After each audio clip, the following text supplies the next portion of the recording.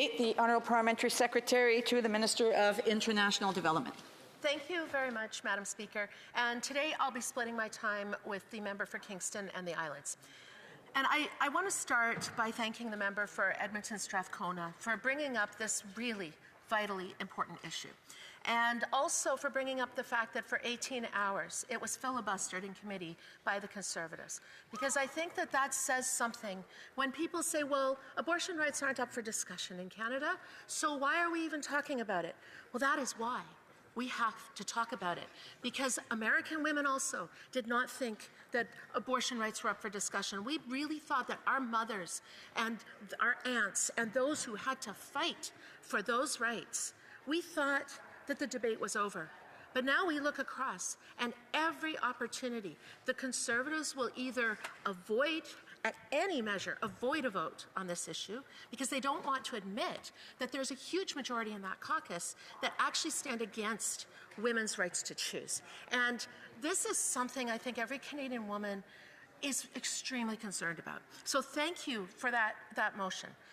I'd like to start, Madam Speaker, with a personal story. I have a member of my family, of that generation that had to fight for these rights, a close member of my family, who at one point found that she was pregnant with a child that was severely, severely handicapped.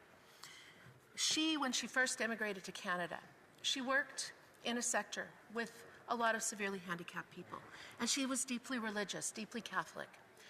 And when she found herself pregnant, she thought and prayed very, very much about what the right thing was to do.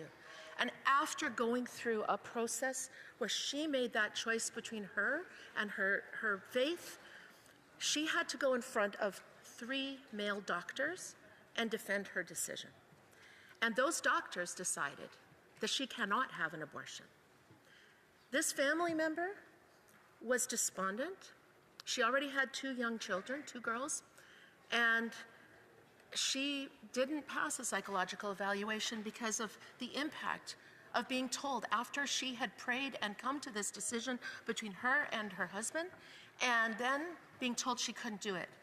Thankfully, there was a geneticist, a woman, a doctor, who helped her, who arranged for her to go to the United States, to go to Seattle, so that she could have the autonomy of her own body and her own life choice.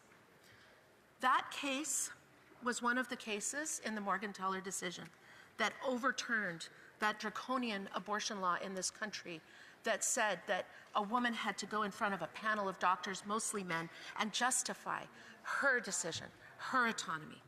And I am very, very proud of that woman, that family member of mine. I think that because of her, there are women in this country who have autonomy over our own bodies.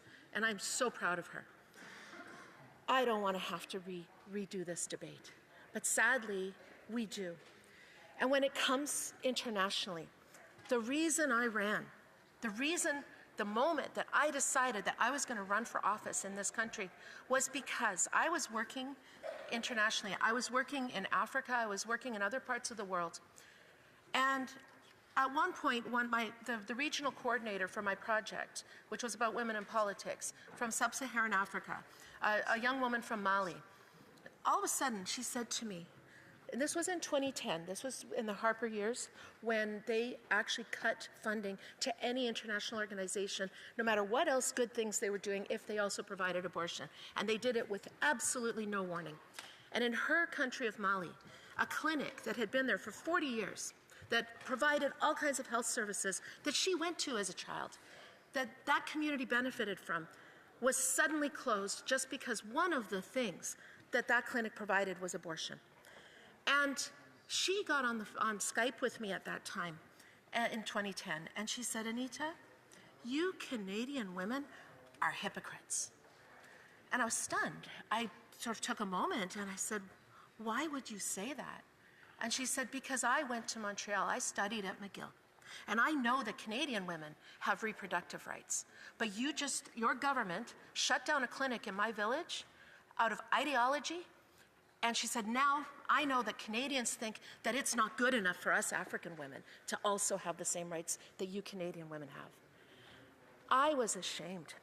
I was actually ashamed at that moment to be Canadian and to have my government, at that time, the Harper government, doing this kind of thing that was so harmful for so many people, that I actually decided that I had to run for office. And that 2011 election, I didn't win, but I won in 2015. And I fought hard the minute I was elected, alongside many women in this chamber, to get our feminist international assistance policy.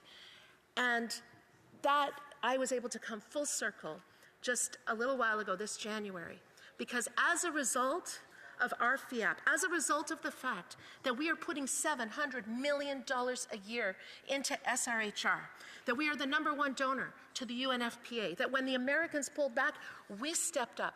And as a result, I went to a clinic in Kinshasa, the country where I had worked before I was elected. And this clinic offers, among other things, safe abortion services. And I met a young 16-year-old girl. She wasn't 16 anymore. She was now in her 20s.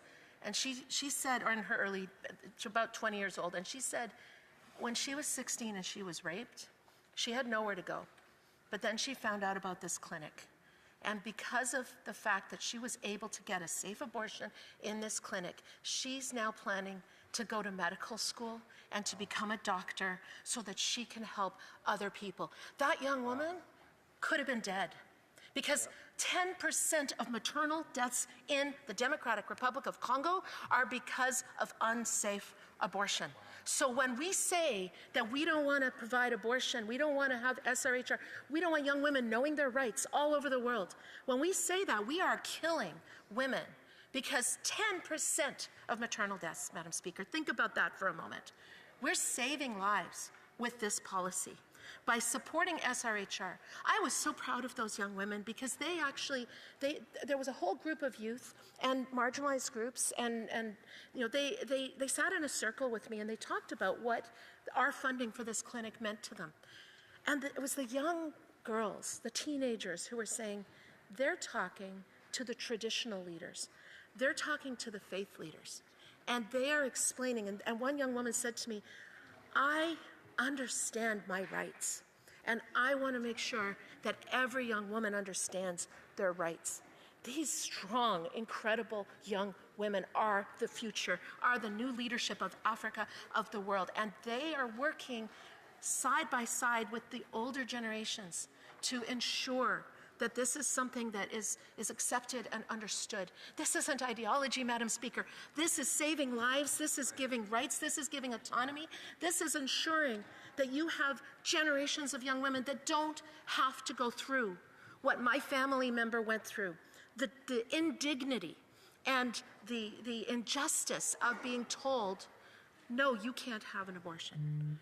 That woman in my family still prays for that baby. And she honestly says to this day, and I think she's watching, and she has said that she believes that that little baby that she named Jennifer, that baby is in heaven thanking her for saving her from a life of pain. Now, that might not be everyone's choice in this place.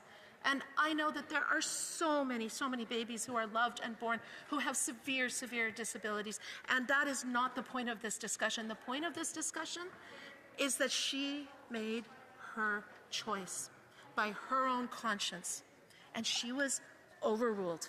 And we should never, ever be in a position where any woman, whether it's here in Canada, whether it's in other parts of the world, where any woman who comes after tremendous thought, after tremendous, whatever faith she might believe in or not believe in, comes to a choice about her own body.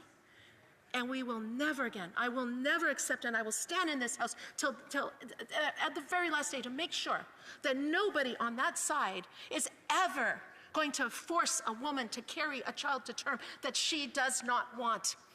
We are saving lives. This debate is absolutely 100% necessary, and thank you to the member for Edmonton Strathcona for giving us the opportunity to put our words on the record. Thank you. Questions and